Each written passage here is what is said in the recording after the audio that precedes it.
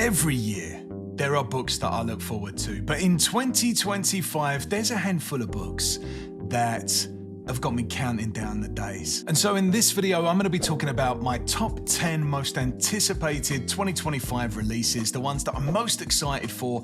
I don't know, maybe you'd like to add some of these to your TBR list. We're going to get started with Shroud by Adrian Tchaikovsky. So this book is a sci-fi first contact story about a corporate space mission that's sent out to gather resources from a distant star, and then the ship crash lands on a dark alien moon. We've got two main characters, Juna and May, and they're stuck on the surface of this moon with no oxygen and no way to contact Earth to call for help. And so they've got no choice but to go out and explore the surface of the place that they've crashed on. And that's when they discover that they're not alone, that there's something out there in the darkness that's watching them. Spooky. I mean, this just sounds like it's got so many elements that I enjoy. I love stories about surviving the elements, using ingenuity to stay alive. Tchaikovsky is also known for writing like really unique alien species,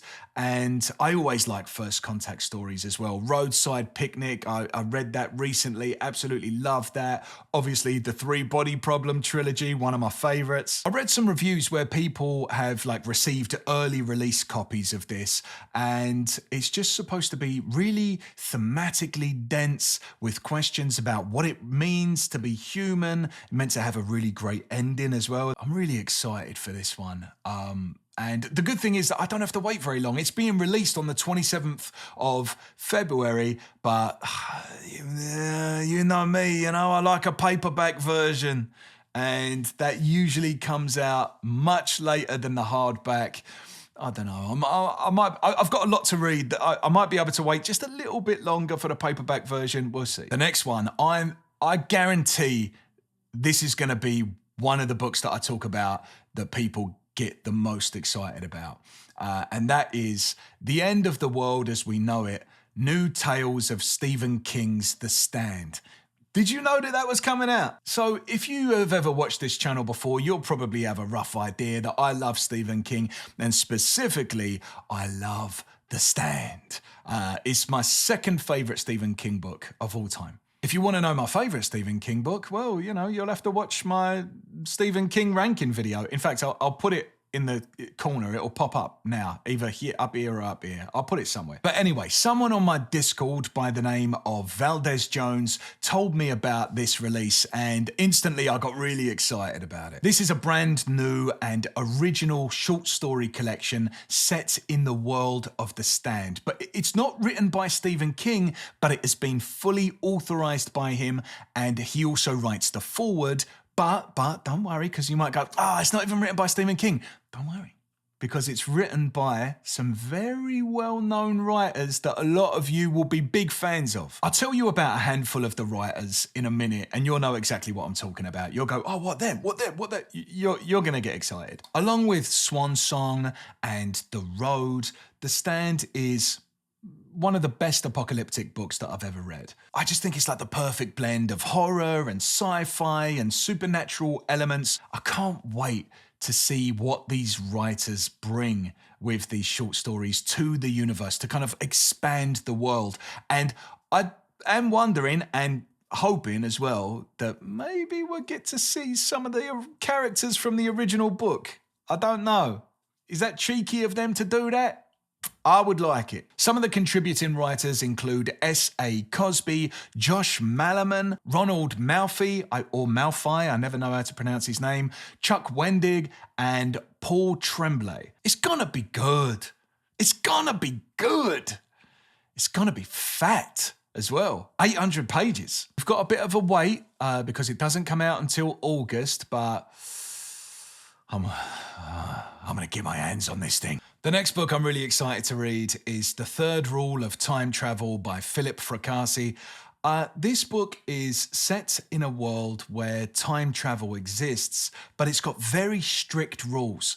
You can travel back in time, but only within your own lifetime. And you can only stay for 90 seconds. You can't change anything. All you can do is observe. It's sort of like being able to go back and relive special moments in your life. And basically like you're watching them in 4K. The story follows Beth Darlow. She's a scientist and creator of this time travel technology who invented the machine alongside her late husband, Coulson. And after his passing, she's left to raise their daughter alone, and she's struggling with grief. Yeah, you might be able to see where this one's going. Beth is determined to push the technology further, but things quickly spiral out of control. I'm really drawn to this book because I like it when science fiction takes a familiar concept like time travel and shows it in a new light, sort of like making it feel almost believable. You know, the fact that you're not able to change things or create a time paradox, but you're just able to go back and see these moments in your life.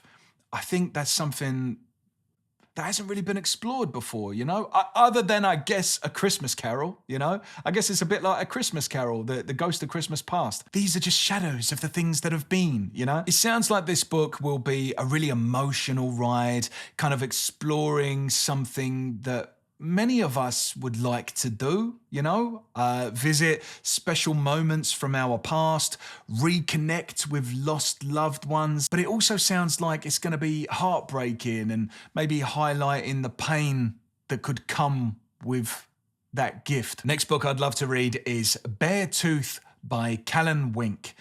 This book is set in the Beartooth Mountains just outside of Yellowstone, and it follows two brothers struggling with the recent loss of their father and the debts that he left behind.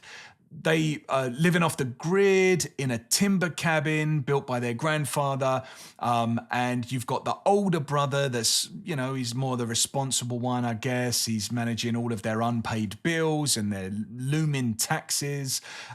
He's a bit more grounded, a bit more plugged into reality. And then you've got the younger brother who's just, I guess, more deeply connected to nature. He's living in the moment a bit more. And this difference in perspectives creates tension between the two. One day, a stranger shows up and he offers them a chance to get out of debt, but there's a little bit of criminal activity involved, you know? Everything is set against the stunning backdrop of Montana. I'm really excited about this one because after reading Lonesome Dove, after reading The Heart in Winter by Kevin Barry, I don't know, I guess I've just developed a growing appreciation for Montana's landscape. It's a place that I love spending time in through books. I just want to be in Montana. Maybe I should just go to Montana. Should I just go to Montana? The next book I'm excited to read is, this one's pretty funny, I think. It's a Dan Brown book, right? If you can think of the most Dan Brown title of all time, what would it be? If you said The Secret of Secrets, you're bang on. Yeah, so this one's called The Secret of Secrets. It's almost like a parody of a Dan Brown book. But, so this is the 6th book in the Robert Langdon series, and I believe that most of it takes place in Prague.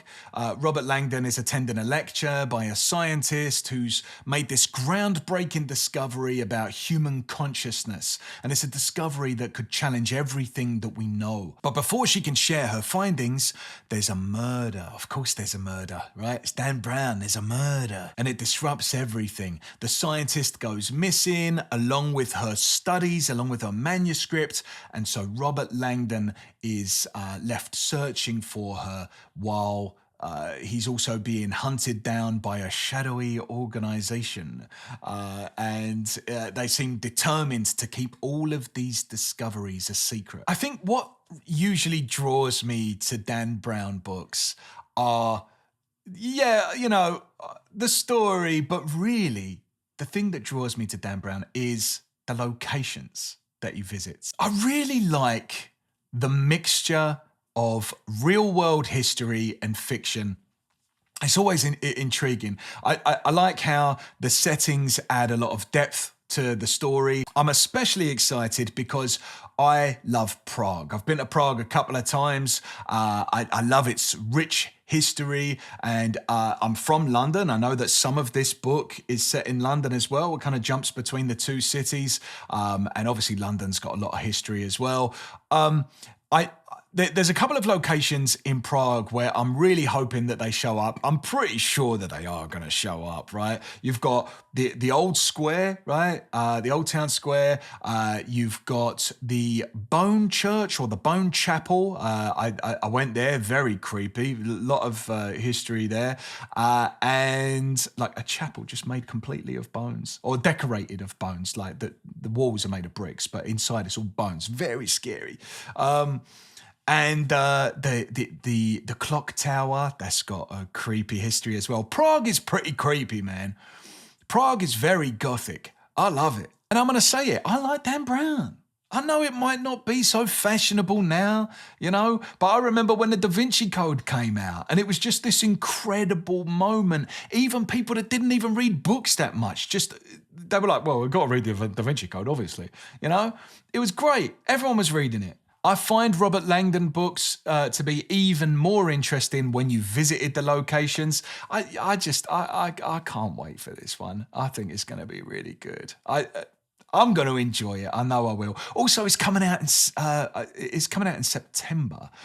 So that to me is like the perfect time, just before spooky season, you know, a little mystery in Prague just before we start reading the horror books. Great timing. Next book is Witchcraft for Wayward Girls by Grady Hendrix. So this book is set in the Wellwood home in St. Augustine, Florida, a place where unmarried and pregnant girls are sent to have their babies in secret and then give them up for adoption and then move on as if nothing ever happened. The story centers around a 15-year-old named Fern who arrives in Wellwood in the year 1970.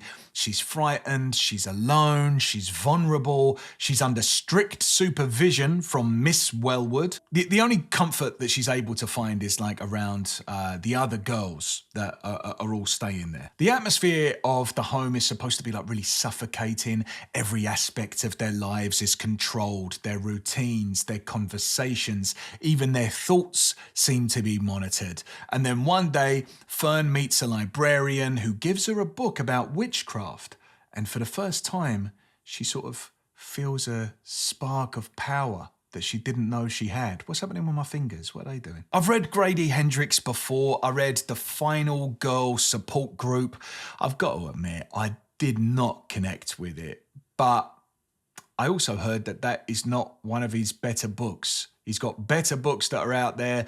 I've got to give him another chance. He's a big name. A lot of people who I usually have like similar tastes to, they really like Grady Hendrix. So yeah, I'm definitely gonna give him another chance. Next book I'm really excited for, Two Truths and a Lie. This is by Corey O'Brien. And this book is set in a future where Los Angeles is mostly underwater, information is the most valuable currency, and corporations hold all of the power. The main character is a former combat drone pilot who, you know, kind of keeps to himself. He's trading bits of data just to be able to afford his rent and get drunk every day. But one day, the cops show up and they ask him about a murder that he didn't even know about. And at first he sort of like brushes it off, but he soon discovers that the prime suspect is his ex-boyfriend. So he's determined to prove his ex's innocence, and he dusts off his old espionage skills and he reactivates his illegal drones and he starts chasing down leads, but he's up against corrupt cops. That's difficult for me to say for some reason. Ultra-rich CEOs, rogue AIs, and even a cult. And he digs deeper and he uncovers these disturbing truths about the world that he lives in. One of the reasons that I'm excited to read this is that I think it's rare to find a murder mystery that is set inside of a sci-fi world. The only other one that I can think of off the top of my head is a short story from Hyperion, which I really enjoyed. This book sounds like it's full of twists and turns where no one can be trusted. The setting being like a futuristic Los Angeles that's submerged underwater. It just feels completely alien, you know? Next one is Dissolution by Nicholas Binge. I'm just now realizing how many of these books that I'm excited for are science fiction. Here's another one. So this story centers around Maggie Webb, who has spent years watching her husband Stanley lose his memory and forget all about the life that they've built together. For the last decade, she's been his caregiver, and with each passing day, she feels more and more alone. And then one day, a stranger shows up and reveals a shocking truth. That's what strangers tend to do, isn't it? When they show up, they've always got a shocking truth, haven't they? The truth is that Stanley isn't just forgetting. His memories are being stolen. Someone is intentionally erasing them to hide a secret. But there is a way to reverse it and get her husband back. If Maggie is willing to take the risk, she might be able to restore Stanley's mind and they can be together again. So Maggie is given the ability to explore Stanley's memories and relive shared moments in search of answers. But the deeper she goes, the more secrets she starts to unravel. And it seems like the stranger might not have told her the full truth about the technology that he's provided her with. By the way, I just need to reiterate, these are not spoilers, right? So don't be like, oh, you're spoiling a book. These are not spoilers. These are the synopsis, right? This is the synopsis. I haven't read the book. I can't even give you spoilers. So this sounds to me like a really exciting sci-fi thriller with obviously a strong emotional core. I feel like a lot of people that read this, myself included, are going to be able to relate to the experience of seeing someone that they love lose some of their memories. And I think that this is going to resonate with a lot of people on that level. So it's going to be rough. It's going to be emotional. And from what I've heard, there are plenty of twists and turns. Seems like one of those sci-fi stories that's accessible even to people who, you know, they don't typically read the sci-fi genre, but they just want an emotionally engaging story with rich characters. I really like the idea of a love story as well, kind of like woven into a sci-fi framework with tension and mystery. I think this one has a potential to hit pretty hard. Next book is The Dream Hotel by Layla Lalami. So this one reminded me a bit of the Minority Report in the synopsis. So it's set in a near future where dreams are monitored, and the main character, Sarah, returns home from a work trip only to be flagged as a risk by a government agency. And according to their algorithm, her dreams indicate that she is going to commit a crime and harm the person that she loves most. And so for her husband's safety, she's placed, turned into Sean Connery there for a second. She's placed in a retention center under strict observation. Inside the facility, she meets other women in the same situation. They've all been accused of crimes that they haven't committed. And from what I understand, the story follows their time in this facility, and it's like showing this place where privacy no longer exists. The premise of this sounds incredibly unsettling. A future where dreams are able to be monitored and used as justification for detaining people. Sounds like a nightmare. Can't wait to read it, mate. So the next book, of course, is going to be the book that I'm most excited to read. But just before I give it to you, I just want to say a huge thank you to my patrons on Patreon. Your support makes Paperback Journeys possible. You help me to keep putting out these videos, building the community and creating a fun place where we can all share our love of books. A big thank you to the cult members. It's not a cult. The named men, and an extra special thank you, son, to the quartet. I love you as much as my grandmother loves telling me that I've lost weight, even when I haven't. That's how much I love you. If you like this channel and you'd like to support it and get some perks as well, then you can click on the link in the description box below. All right, so let's talk about the book that I'm most excited to read. And that is, come on, man. You should know this. The Devils by Joe Abercrombie. Oh, baby. So this is easily the book that I'm most excited to read, head and shoulders above the rest, honestly. And it's entirely because of the author.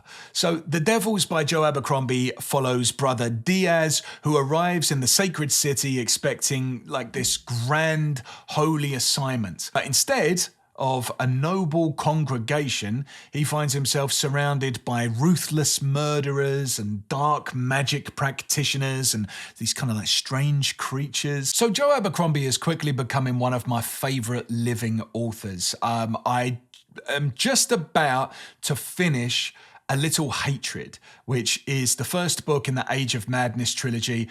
And mate, I've absolutely loved it. Like, I've really enjoyed it. I've only got like another 50 pages left, and I'm going to read it as soon as I'm done making this video, honestly. There's a real chance that this book, even though it's only February, this book could end up being the best book that I read this year. It's fantastic. I think the thing I love most about Joe Abercrombie is that, well, he just does everything that I enjoy about books so well. His characters feel so fully realized. The dialogue is sharp and funny. The world that he creates is so dark, and the battle scenes are some of the best that I've ever read. His writing is accessible and never feels overly flowery or anything like that. He just knows how to tell a great story. I like this guy so much that I am seriously considering flying back to London in May to see him on his book tour while I go and visit my family. I need to decide that soon. But it is really tempting to do that. A lot of booktubers have already gotten their hands on an early copy of The Devils, and the consensus seems to be that The Devils is an absolute banger. I know that I personally am not cool enough to get an early release, you know? It's fine, don't worry about it. I know I don't have that much clout. So those were my top 10 most anticipated releases in 2025. If you enjoyed this list and you'd like to see my list of the best books that I read in 2024, then you can click up here. Thanks so much for watching this video. I really appreciate it. And as always, happy reading.